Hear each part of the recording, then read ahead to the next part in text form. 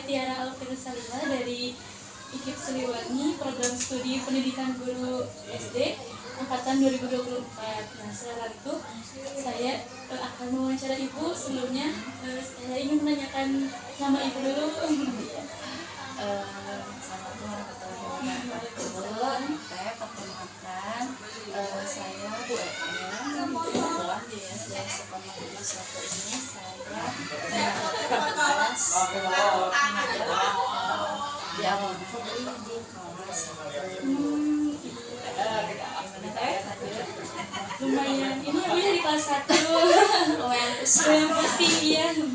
Tapi alhamdulillah saya di kelas 1 sudah sekitar 8 bulan. Oh, keren ibu. Jadi kucen. Iya.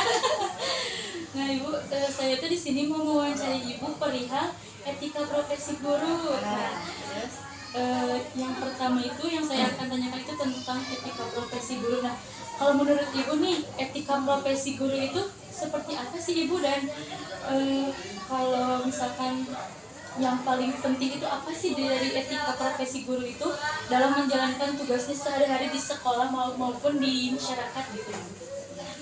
Sebetulnya kalau berkaitan dengan etika profesionalisme guru atau etika profesional seorang guru itu berkaitan dengan nilai, nilai dan juga prinsip yang memang mengatur perilaku dari guru tersebut, baik itu dalam sekolah ataupun dia menjalankannya di masyarakat, serta dia juga bisa berkomitmen dalam memperbarui dirinya sendiri dalam meningkatkan mutu pendidikan. Kalau misalkan ibu sendiri nih, ibu pernah nggak mengalami situasi di mana ibu itu harus mengambil keputusan yang sangat sulit gitu ya, tapi ibu itu harus tetap berpegang teguh dalam etika profesi guru gitu? Nah, seperti itu dua hal yang membingungkan. Ya. Kita satu sisi harus mengambil keputusan, tapi di sisi lain memang itu gimana ya, kadang sikap kekeluargaan juga jadi pertimbangan. Kadang juga banyak hal yang harus kita pertimbangkan sebelum kita mengambil sesuatu yang memang kita harus melanggar sesuatu yang berkaitan dengan kode etik guru gitu. Banyak hal yang harus dipertimbangkan sebelum kita memang memutuskan dari suatu kejadian. Ada yang tidak atau tidak sesuai ya dengan etika profesionalisme guru, maka kita bijaknya gitu mengambil atau mempertimbangkan dulu hal-hal yang memang apa penyebabnya.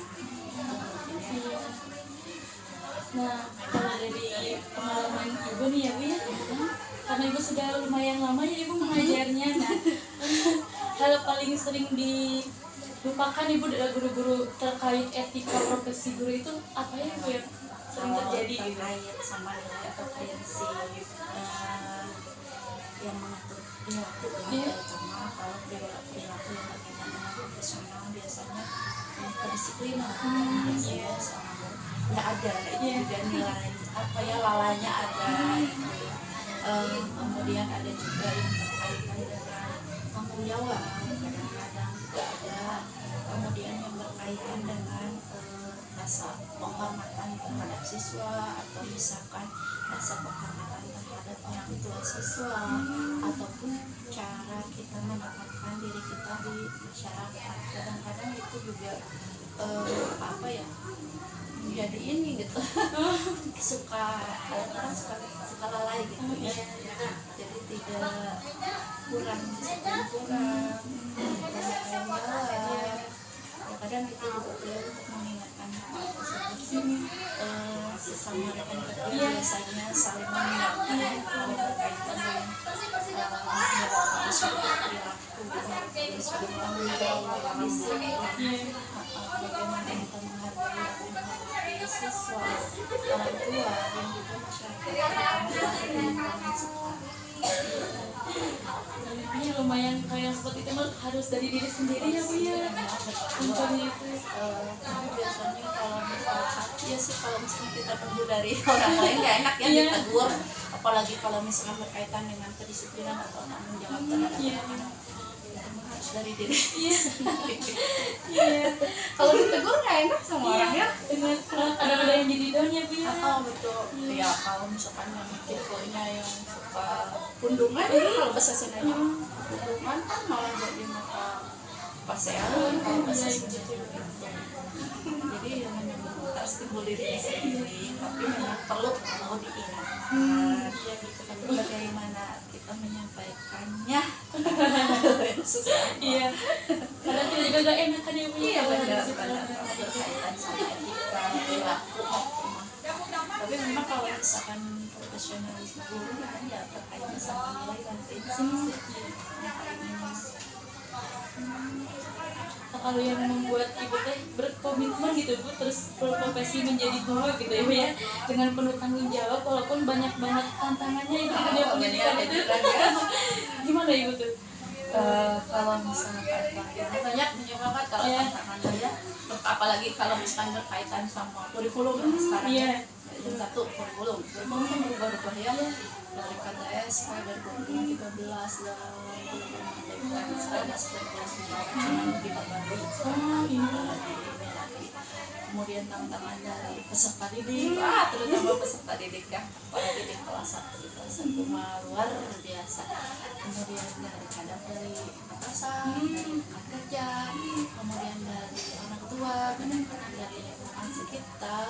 Apa sih nih akhirnya kita memaafkan diri gitu ya sebagai guru? Sebetulnya satu sih, yaitu tanggung jawab dan biasa memang cinta sama pekerjaan ini gitu. Kayaknya udah klop gitu ya, udah pas gitu. Oke, saya berani mengambil resiko ini, saya mengambil pekerjaan ini, ya tanggunglah akibatnya gitu. Kalau misalkan ada tantangan yang harus kita hadapi, ya bismillah aja kita jalani. Oke, nanti hasilnya misalkan kurang, ya oke kita perbaiki lagi. Kalau misalkan hasilnya bagus, ya oke kita tingkatkan. Tapi memang tantangannya memang luar biasa, apalagi kalau saat-saat sekarang ya berkaitan dengan digitalisasi pendidikan lah, teknologi pendidikan lah, terus tantangan peserta didik juga berkaitan sama gadget ya. Susah kadang-kadang kita udah mengingatkan, udah bawel di kelas anak-anak gini. Tapi kan pada intinya faktor pendukung keluarga juga paling utama juga sih. Kolaborasi antara guru, antara orang tua itu memang harus lebih dikuatkan lagi. Rasa cinta pada intinya, karena memang cinta pekerjaan ini. Nanti kalau ada resiko ya harus diterima juga ya, masa kita teh maunya enaknya aja nggak seperti itu.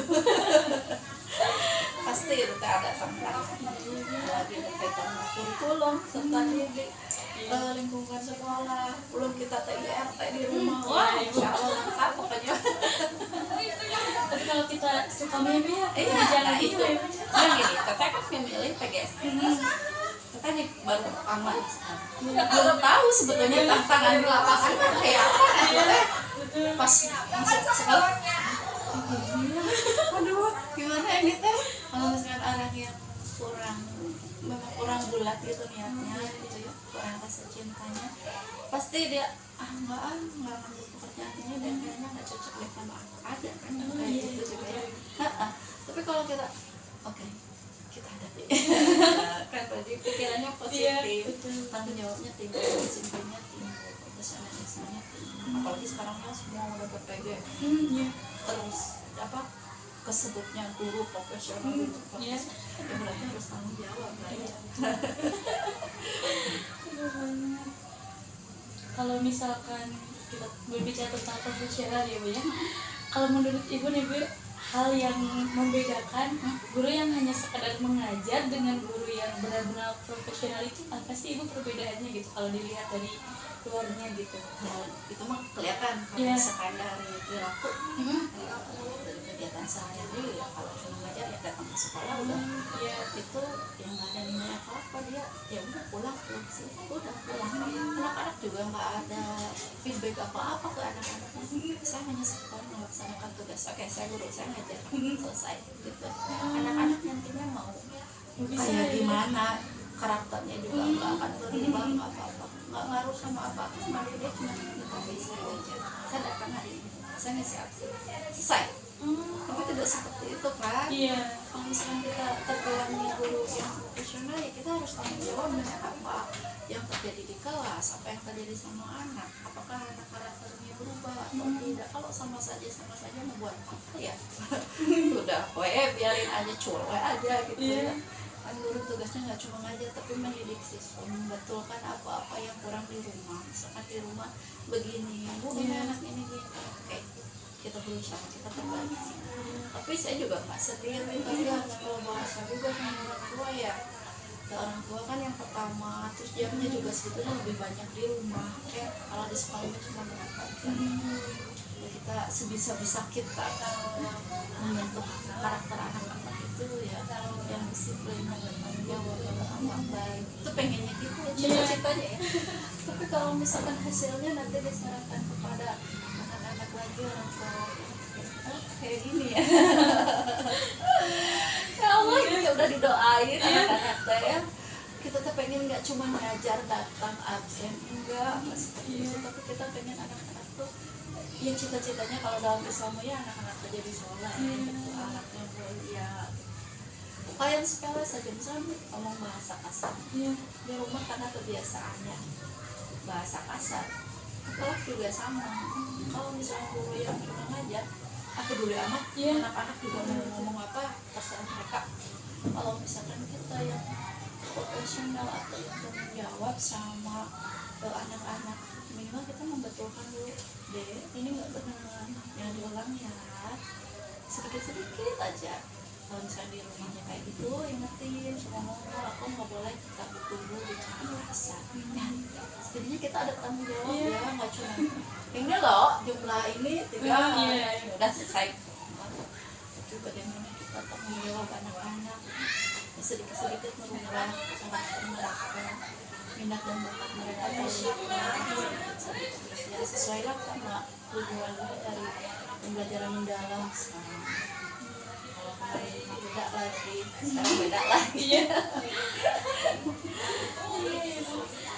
Nah kalau misalkan pasti zaman itu pasti terus berubah ya Bu ya. Jadi kalau mengikuti zaman gitu, kita harus menyesuaikan. Sementara kita kadang usia juga perlahan nih, tapi kita harus menyesuaikan sama anak-anak sekarang gadgetnya juga luar biasa. Oke, kita ikut, kita coba. Tapi berhubung saya juga kan menjadi kelas 1, jadi penggunaan gadget di kelas itu memang nggak pernah kayak misalkan kita soal nih pakai Quizzes atau Google Form. Bagi anak-anak kan itu susah karena pada akhirnya orang tua yang ngisi gitu ya. Terus pakai HP orang tua. Tapi mungkin kalau untuk kelas atas mengikuti zamannya itu sesuai gitu ya, kayak digitalisasi, kayak menggunakan smart TV sekarang. Saya pikir kalau misalnya pakai smart TV, anak-anak semua saya bisa ya.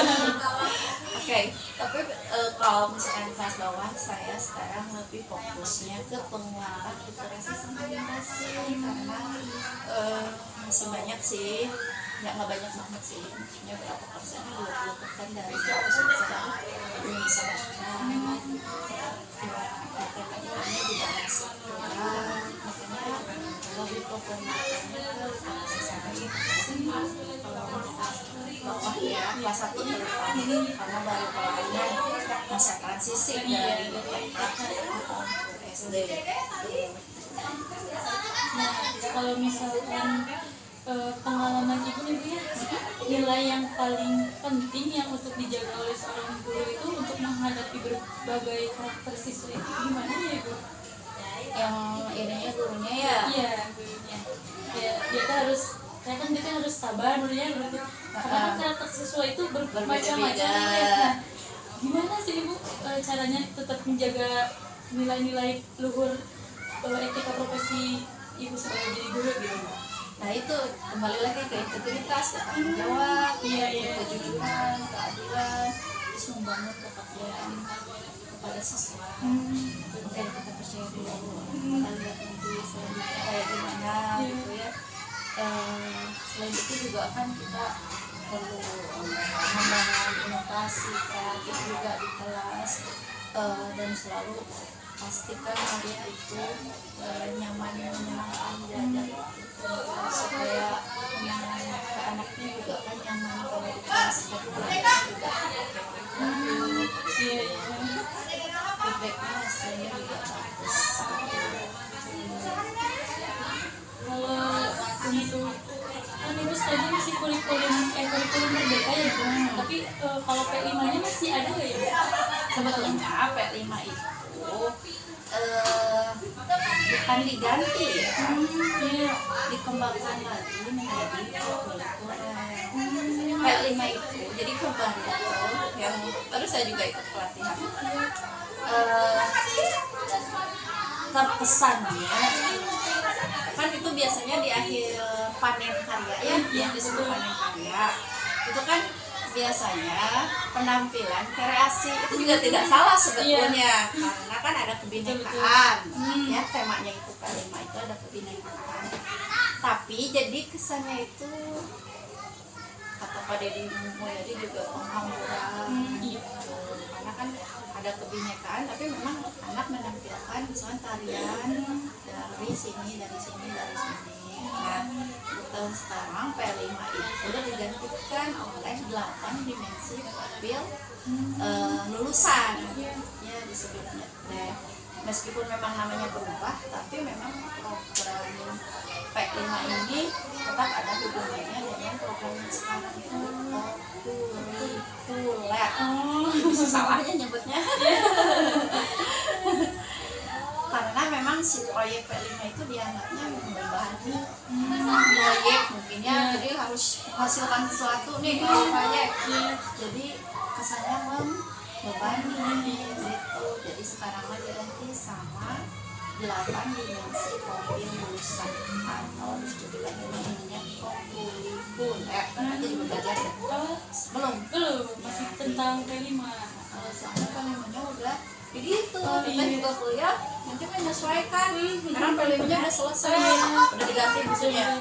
Dan jadi 8 dimensi profil lulusan nanti juga kita menyesuaikan itu.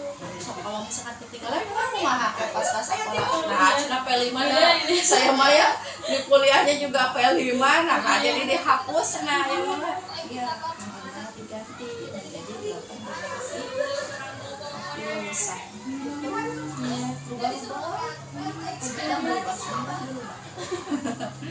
Tapi kita juga harus mengikuti, kalau ketinggalan. Iya, kalau tuntutan guru di abad 21 ya kayak misalkan kan belajarnya itu harus kreatif, terus melek teknologi, juga tetap beretika. Nah, kalau menurut ibu tantangan terbesar itu pun di era sekarang itu dengan cara menjaga supaya tetap profesional dan berkarakter itu dipimpin. Soalnya kan sekarang kayak lihatnya kayak ngajar tuh emang anak yang mencari tahu ya, betul. Jadi gurunya kan sekarang yang memfasilitasi berkaitan dengan pembelajaran mendalam ya, audit pembelajaran yang bermakna dan kesabaran dan ditemanya nah itu mindful, meaningful sama joyful ini. Nah yang berkaitan sama itu yang memang tantangannya besar. Kita harus pintar-pintar menggali dari anak-anak. Kita hanya sekadar disebutnya kita itu fasilitator, terus menggali karena sebetulnya pembelajarannya bukan katanya gitu, pembelajarannya harus dari anak-anak. Bagaimana kita pintar-pintar memancing anak-anak supaya mereka menggali gitu ya, supaya yang disebut pembelajaran mendalam dapat meresap ya gitu. Memang tantangannya luar biasa sekarang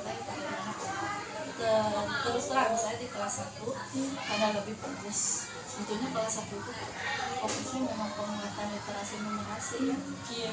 Bagaimana tuh kita bisa menggali minat dan bakat mereka belajar, sementara literasinya juga belum bisa, anak-anak ya masih banyak literasinya juga belum bisa, kadang wawasan juga belum ini. Tapi bagaimana kita sebisa-bisa mungkin menggali kreativitas mereka gitu, supaya memang pembelajaran itu memang yang disebut bermakna. Iya betul. Bermakna, berkesadaran, dan juga menyenangkan. Menyenangkan juga bukan berarti kita harus yel-yel terus, enggak. Terus kita misalkan meminta refleksi kepada anak-anak, gimana anak-anak menyenangkan? Enggak, masih seperti itu. Tapi bagaimana anak-anak bisa mengaplikasikan di kehidupan mereka sehari-hari. Ya kadang misalkan saya contoh nih, saya ya pembelajarannya bisa dengan berdiskusi anak-anak, atau misalkan yang simpel aja memasangkan puzzle. Kan mereka berpikir, saya pernah melakukan mereka dalam pelajaran pendidikan kerja sih. Jadi pengelompokan mereka dikasih kayak potongan-potongan puzzle, terus materinya aturan, membedakan aturan di rumah dan di sekolah. Jadi mereka menempel nih di mana yang aturan sekolah dan aturan di. Dan saya sebagai guru kelas 1 terutama ya berusaha gitu ya, bagaimana menggali mereka, bagaimana mereka dapat pembelajaran yang memang bermakna untuk diri mereka sendiri, dan juga mereka dapat nanti mengaplikasikan kehidupan sehari-hari. Meskipun memang ya kalau anak kelas 1 ya cuy ya reward oke, kita hadapi.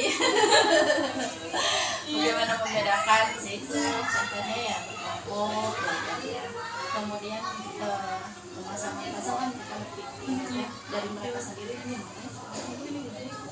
atau misalkan simpel-simpel pernikahan mereka ayo ini cari gimana caranya, kenapa kamu bisa dapat hasilnya sendiri gitu. Itu sih contoh-contoh yang simpel ya di kelas 1 pembelajaran yang mendalam. Ini saya berusaha gimana nih pembelajaran mendalam yang disebut dengan deep learning ini supaya pembelajarannya efektif gitu, supaya pembelajarannya bermakna gitu ya, kesadaran, dan memang sangat-sangat menyenangkan untuk anak-anak gitu ya. Berusaha seideal mungkin, tapi memang mungkin hasilnya kadang di luar ekspektasi kita. Oh my god, seperti ini. Berarti kalau misalkan kan setiap ini kan pergantian kurikulum atau ada pergantian sedikit di kurikulum itu, tetap guru itu melakukan pelatihan ya? Iya, ada pelatihan, ada bintek kemarin juga kita baru mengikuti bintek digitalisasi pendidikan. Kita di ini materi bagaimana membuat animasi, terus kayak misalkan permainan sudoku ya, ini apa gitu ya, memang harus ada ininya apa device-nya gitu ya, harus ada alatnya gitu. Kalau misalkan ada alat gimana gitu anak-anak ya, kalau misalkan nggak ada ya manual, pada akhirnya manual lagi gitu ya, menghitung lagi dengan tangan misalkan, atau misalkan dengan tulisan aja lagi gitu, karena device-nya nggak ada. Tapi kebetulan kan ada bantuan ya sekarang smart TV gitu, kita bisa memanfaatkan kayak sudoku kan pindah gitu apa gitu. Kayak penjumlahan kan ada kayak papan tulis digital gitu ya, tulis aja pakai tangan, memanfaatkan. Tapi sejauh ini saya belum sih